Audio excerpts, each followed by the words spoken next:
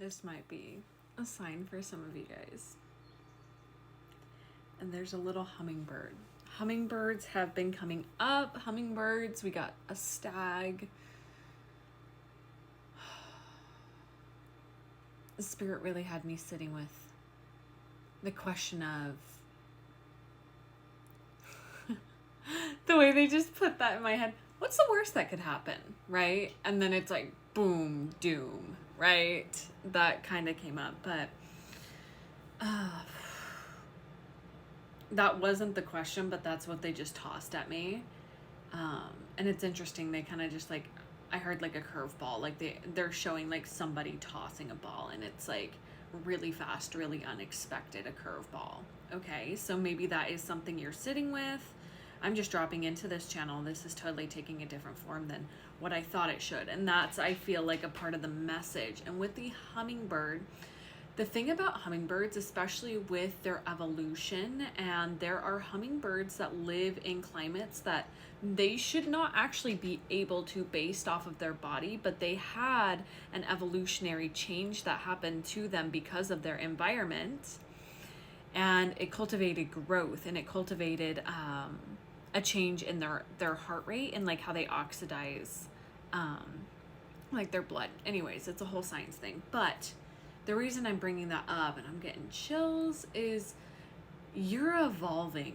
Like and it's interesting because I was talking about in my Discord server, if you're not there yet, my friend Callie asked about like Juno going retrograde. And so I've been sitting with that, and it's like a very interesting evolution, right? With Pluto and now Juno going retrograde, and Pluto's been retrograde. So that's a whole nother piece, but it feels present to bring up this sort of like deeper introspection of our patterning, of our DNA, of how we code ourselves. And it's like, I'm seeing like splicing code coming up and like allowing yourself to change. Let's grab some cards. I've got a little travel bag of cards. Okay, you know me. If you actually, bold assumption, Izzy, 222 on the timer. If you haven't met me yet, I'm Izzy, 8th house Mercury here, and on my other account, I go by Astrology. I will not be live today. I'm obviously not at home, so my astro forecast is pre-recorded and uploaded to YouTube, so that will be live at 11 a.m. Pacific Standard Time, so check that out. And then of course my newsletter, if you want to know about the astrological forecast that comes up. I send an email every Monday to guide you through the week ahead. It's totally free. You can sign up through the link in my bio. Okay, solar eclipse. This card's been coming out pretty frequently, and what I'm really sitting with for you guys is this like the way a solar eclipse happens. We're going to kind of break this down. Is the sun on one side, the earth, and then the moon. The earth is casting a sort of shadow. Actually, no, this is the moon actually going in front of the sun. I'm thinking of a lunar eclipse. Interesting. Changing perspective. This is the moon going in front of the sun, and it creates this connection of the conscious mind and the subconscious / unconscious mind coming together. And I feel like, ooh, that is what's rebirthing this new self. Whoa. We made it there, folks. Because I'm thinking of the like Vesica Pisces, especially with this sort of plant that we've got going on here, where there's two coming together, creating a third thing, which is your new self. And it's like this birth process. I was chatting last night with somebody, and we were talking about like relationship, and that it is like this, they had no idea. They had just met me, and I was already like explaining some really quantum shit to them because I can't help myself.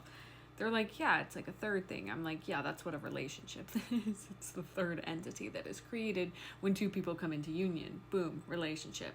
But it's like your conscious mind and your unconscious mind are coming together, and it's like in this grand alignment that is allowing you to birth this new self. We have void, of course, and Saturn and Venus. This for me is like very interesting because I heard not a traditional route within love. And then we have lunar eclipse at the bottom. Are you freaking kidding me? So it's being sandwiched between this two sort of expression of like, and then there's the pulling apart, right? The sun opposing the moon, lunar eclipse, the earth coming between. And it's like, I feel like you're in that process of the lunar eclipse. Like you've had the merging together of your conscious and subconscious mind, and then it's been this like void space where you've got Saturn and Venus like trying to figure out what pathway. And it's interesting, I just saw like a very like a yellow brick road, but it's like going through space, and there's like a bunch of different ones, and it's like, which pathway would you like to choose? And now I'm thinking of like Alice in Wonderland goes to the quantum realm. It's a very like interesting in my mind right now. There's this whole new experience that you are having when it comes to how you relate to your structures when it comes to matters of the heart. Now, I don't feel like this is strictly romantic. It's like the core blueprinting of relating to other people is what's coming up. And it's like how you're just going off the beaten path. You're not subscribing to very specific modalities when it comes to connecting air. Yeah, it feels very cerebral. You're like really looking and feeling into this. Okay, we're gonna swap. Okay. All right. Tell us more about this. And just, I want to get a deeper clarity of like what's moving in, what's coming in with this. Oh. Okay. We have the Raven's Head and the Mystical Sister. Spirit's challenging me. There's a few of you who are looking for deep, actually like having somebody sit with you in this process and like allowing another perspective in. This card, for those of you who aren't new, you know what this means. For my new folk here, this card represents me.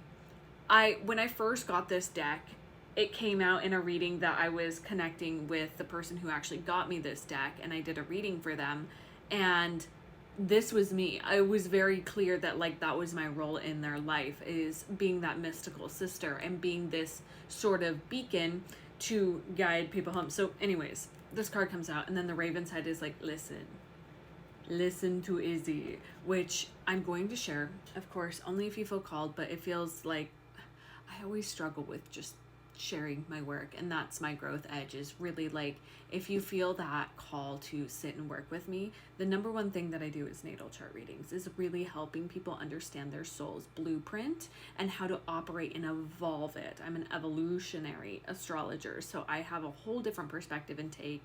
And so if you've been sitting on the edge of the precipice, it's time. And also like leaning into allowing other forms of guidance, allowing other perspectives in. That's, you know, if that's not a path for you, just like understanding that there's more perspectives that can come in. Spring, new growth, yeah. And I'm seeing like, this is making me think of like the synapses in your brain, like expanding into new spaces. And we have the moon. Yeah, again, the subconscious mind. What else moving in? We have autumn, smoke, and summer. Very interesting.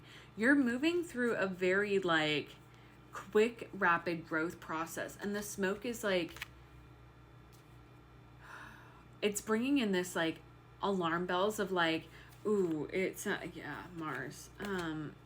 There's this interesting feeling that I'm getting, is like there's something in your body that is really clearly signaling to you about this change and this evolution. It's like this new version of you that's like about to be, I'm seeing like an egg hatching, but it's sort of like, is the nest ready? Is the next nest ready to receive this new version of you, to receive this new expression? We're going to grab from the middle. 3. This new thing. And I feel like with the 3 coming out, it's like you don't have to do it alone. Leaning on community, allowing people in, allowing new experiences in to hold you. You're not supposed to give birth to this new identity alone. And so allowing there to be like new perspectives, new people, new experiences to come in and hold your hand in this process, which for a lot of you is going to take you separating from people that you already are, like, that are not carrying you into this next phase. I love you guys. My readings are open.